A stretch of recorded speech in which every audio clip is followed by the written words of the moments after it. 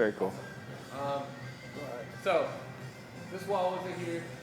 Yeah, it was a Ryder truck service garage. It was built in 1951, and then my landlords bought it in 1981. Okay. And they ran a garage out of it too. So it's been a garage since the day it was built, and then we got here and tore out, you're standing on one here, it was where the big lifts were to lift the cars up, sure. and the service trenches for trucks. We tore all that out and built a brewery here. So with that, this wall separated what the service bays were. Everything on this side is our tap room, and everything on that side is the production. So I can walk you back there and show you all the tanks and all that stuff. The tap room extends this way, and we're right on the light rail, which is fantastic. We love being on the light rail. But it also means that we kind of get two main entrances. So our parking's on this side for the most part, and then people coming off the trail come in on our beer garden side. Yeah, sure. And it's great. We get tons of people on bikes and all the rest. Dog legs back this way, and that's the inside tap room for the most part. We have a little kitchen here, and then all the beer gets poured out of room right in here. Beer garden on this side, which we're really happy having this beer garden. I mean, the outdoor area, we have so many nice months in Charlotte, you know? I mean, like we absolutely have seasons, and in the heat of summer, it's, you know, you need a cold beer. And in the middle of winter, it's a little bit too cold for the beer garden. But for the most part, it's always like a good month in Charlotte to be outside. So this is where we're growing more than anywhere. We're adding tables. We want to go further back and just kind of keep adding to our site.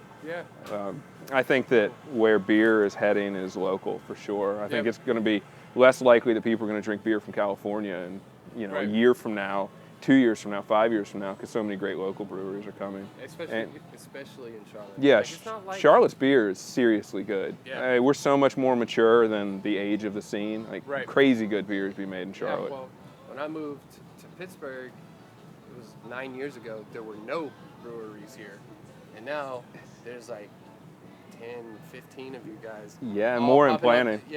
And every month it seems like you hear about another one that is opening up, and they all have good stuff, which is good for the scene. I think like if the more good products that there are, then it helps the scene grow and it helps everybody. Versus like if you're the only one, well, like you can go to this brewery, but it's like the only one. I agree with that. So man. like absolutely. If there's two, like you want to check them all out. Like so. Yeah, I agree.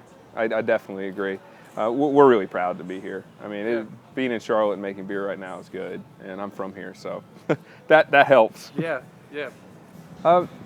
It's just kind of an organic growth that we've had. We opened up November 1st, and we started with a small beer garden and 5 beers on the menu, and now we've got 16 different beers and a larger outdoor area with more plans in the works. We're going to keep growing, keep adding on. We got a couple projects that are bigger that hopefully less than a year we'll kind of see come to fruition. And then we've got, I laugh, I've told this to people before, I've got the shortest brewery tour in Charlotte. We make a ton of beer out of here, but we're definitely not the biggest production space. We've got 60 feet and you're at the end of my brewery, pretty much. But it's efficient, man. I have big, tall ceilings, which is great, so we went high as opposed to wide. And I've got more tanks coming in a week, and then we'll have officially filled our space. And which happened quickly. I didn't think it was going to happen this fast, but it's exciting. I mean, every day is a new thing. Really, our production is pretty straightforward. This will be crazy. So, all of our grain comes in the back of our building, and then it pretty much runs in a horseshoe through our production area. So it comes in on the south side of the building, runs in, and then we mash the grain in here. It's our brew house. That tank right there is our mash kettle and hot liquor tank. Hot liquor basically means hot water. That's all it means. Grain goes in the top of the mash, and we add the hot water to it. And it's pretty cool. Grain's got stuff in it that in and of itself will turn starch to sugar when it's hot. So that's all we do. We take the sugar out of the grain, we transfer it into a boil kettle, and we boil it and add hops. So hops give flavor, aroma, bitterness to kind of counteract the sweet of the grain.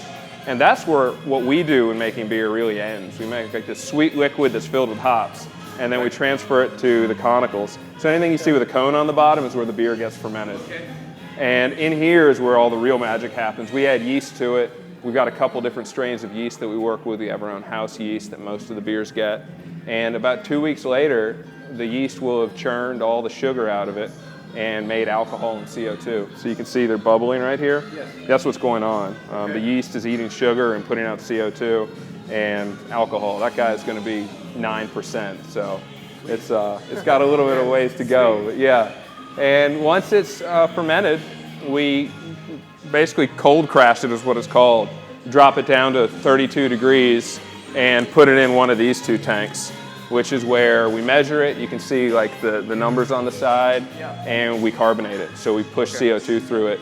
And once that's happened, we add all the beer into kegs. Everything we do is kegged at this point. There's no bottling or canning. That'll happen very soon, just not yet. And the kegs go into the back at the end of the horseshoe, and we keep them in our cold box. So this is where every drop of beer that we've ever made has been poured has come through this room. Yeah, it's nice on the hot days to be back here.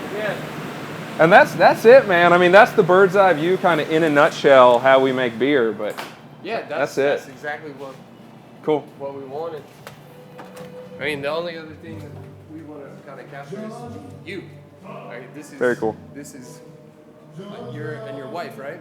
Yeah, it's 3 years ago we thought that we were going to do this and didn't appreciate what a long road it was or like really what it would take, but one foot in front of the other, and we're open now. Last November 1st we got open, and I mean it's been a whirlwind.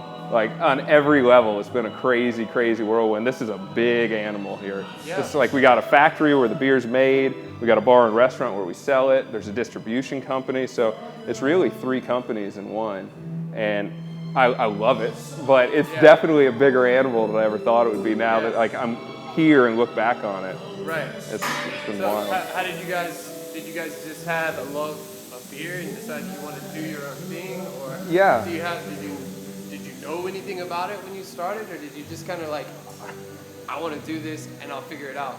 I went to school in Colorado, so I grew up here in Charlotte, and then I went to university out in Colorado, and my roommate throughout college had summer jobs in high school at Coors. And so through him, I got a job at Coors. And I wasn't brewing beer, I was working with farmers and buying barley during harvest season. And it was, I've said this before, it's true, it's probably the worst job I've ever had.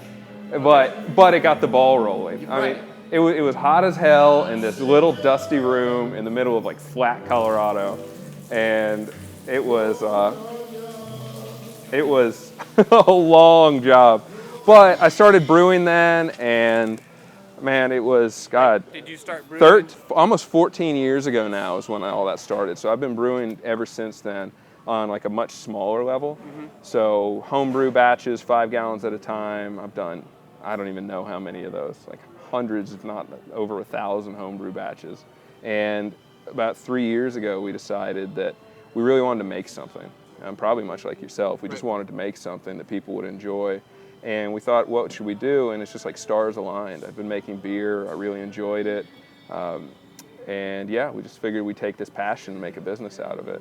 And it took about a year of planning and then a year of looking for a building, which was no joke. It was hard to find a good building. And then a year of actually building it out. I mean, an honest 3 years to go from idea and concept to selling our first beer. This is Justin at Sycamore Brewing. Come check us out. Cheers.